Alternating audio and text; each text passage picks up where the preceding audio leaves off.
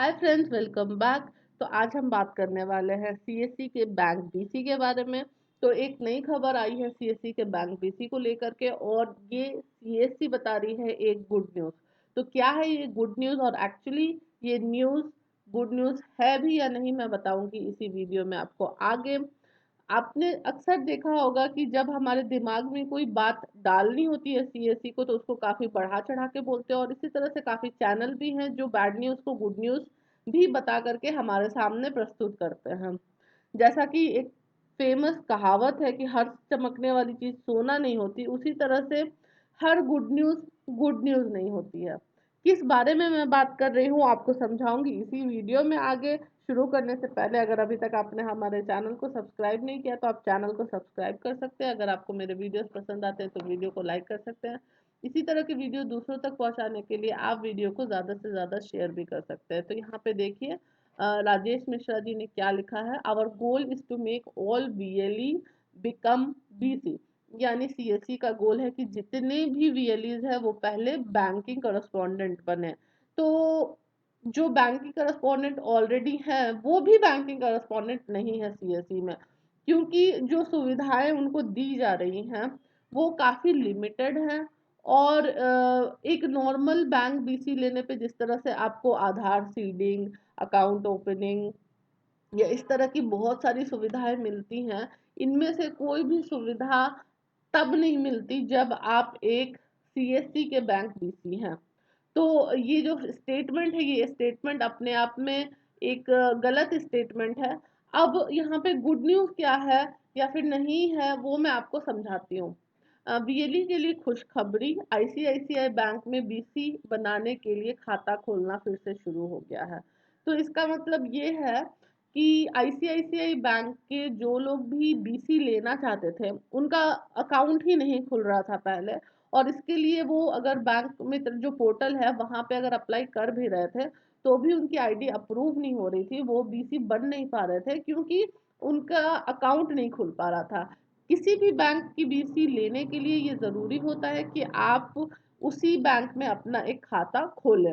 अब यहाँ नीचे लिखा गया है कि सभी वीएलई को सूचित किया जाता है कि आईसीआईसीआई बैंक में बीसी बनने के लिए खाता खोलना फिर से शुरू हो गया है। जो भी वीएलई आईसीआईसीआई बैंक बीसी बनने में रुचि रखते हैं वे नीचे दिए गए लिंक में अपना खाता खोलें और शाखा में ई केवाईसी फॉर्म जमा करें, और यहाँ पे लिंक दिया गया है। तो यहाँ पे बेसिकली ये कहा जा रहा है कि इस लिंक पे क्लिक करके आपको अपने डिटेल सबमिट करने हैं, और डिटेल सबमिट करने के बाद में आपको जो भी वो फॉर्म होगा वो जा करके आपको ब्रांच में सबमिट करना है। तो जब ब्रांच में सबमिट करना है फॉर्म, तो फिर यहाँ पे ई केवाईसी से ही अकाउंट खुल रहा है ऐसा कहना गलत हो जाएगा। हाँ, आपका जो वेरिफिकेशन होता है वो ई केवाईसी पे हो जाता है, यानी आपको ओटीपी आता है और आपका वेरिफिकेशन वहीं पे हो जाता है, लेकिन आखिरकार आपको डॉक्यूमेंट सबमिट करने तो ब्रांच पे जाना ही होगा।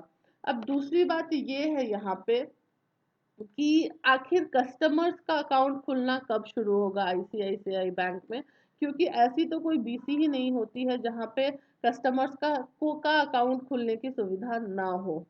और इस चीज को टैकल करने के लिए, इस चीज को हैंडल करने के लिए अभी वीएलई ऐसा कर रहे हैं कि बहुत सारे बैंक ऐसी सुविधाएं देते हैं कि आप जो है ई केवाईसी के जरिए ग्राहकों का खाता खोल सकते हैं। जैसे कि आप मान लें कि कोटक महिंद्रा बैंक इस तरह की सुविधा देता है, आईसीआईसीआई बैंक भी इस तरह की सुविधा देता है, उसके बाद में इंडसन बैंक है, आरबीएल बैंक है, इस तरह की काफी सारी बैंक हैं जो आपको ये सुविधा देती है कि जस्ट आप ई केवाईसी करके कस्टमर का खाता खोल सकते हो और उनको ब्रांच में जाने की भी जरूरत नहीं है। यहाँ पे पहले एक कमेंट में पढ़ देती हूँ ताकि आपको चीजें और क्लियर हो जाए। यहाँ पे अमन प्रताप सिंह जी हैं जो कहते हैं कि हद कर दी, लोगों को पागल बनाने की कला आपसे बेहतर कोई नहीं जानता। सब बैंक मित्र अपने ग्राहकों का खाता कोटक महिंद्रा बैंक में खोल रहे हैं।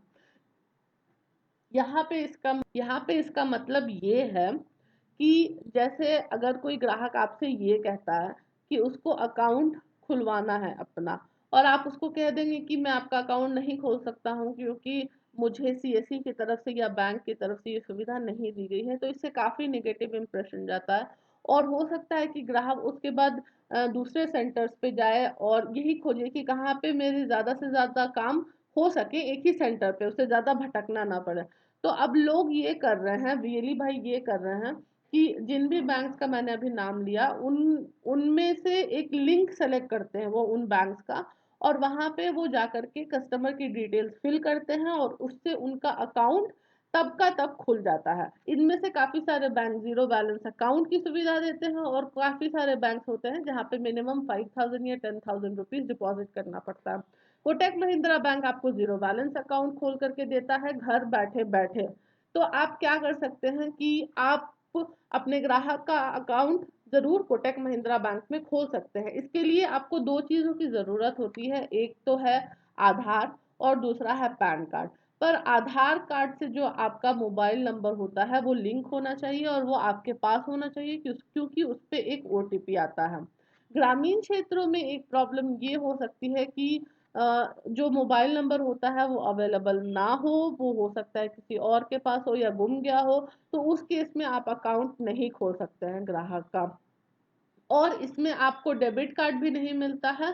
डेबिट कार्ड आपको जो मिलता है वो एक वर्चुअल डेबिट कार्ड होता है, यानी मोबाइल पे ही आप उस डेबिट कार्ड को यूज़ कर सकते हैं। अगर आपको एक्चुअली कोई डेबिट कार्ड चाहिए होता है तो फिर आपको उसके लिए अलग से पेमेंट करनी होती है। तो एटीएम का कॉस्ट करीबन 2-250 रुपए हो जाता है उसमें, लेकिन ये एक ज़ीरो बैलेंस अकाउंट होता है। उसके बाद खाता खोलने के 1 साल के अंदर-अंदर आपको ब्रांच पे जाना होता है या फिर किसी ब्रांच के एजेंट से कॉन्टैक्ट करना होता है और वो ब्रांच का एजेंट आकर के आपका डॉक्यूमेंट लेगा और वो बैंक में सबमिट करेगा। तो इस तरह से आपका जो अकाउंट है वो पूरी तरह से काम करेगा। अगर सिर्फ़ और सिर्फ़ अगर आप 1 साल के अंदर-अंदर ये अकाउंट नहीं देते हैं, ये सारा डॉक्यूमेंट जमा नहीं करते हैं, तो उस केस में फिर आपका अकाउंट हो सकता है कि इनवैलिड बता दिया जाए फिर या फिर आप उस पे ट्रांज़ैक्शन नहीं कर पाएँगे। तो इस तरह से आपको सुविधा दी जाती है। तो अभी काफ़ी सारे यदि यही चीज़ कर रहे हैं हम।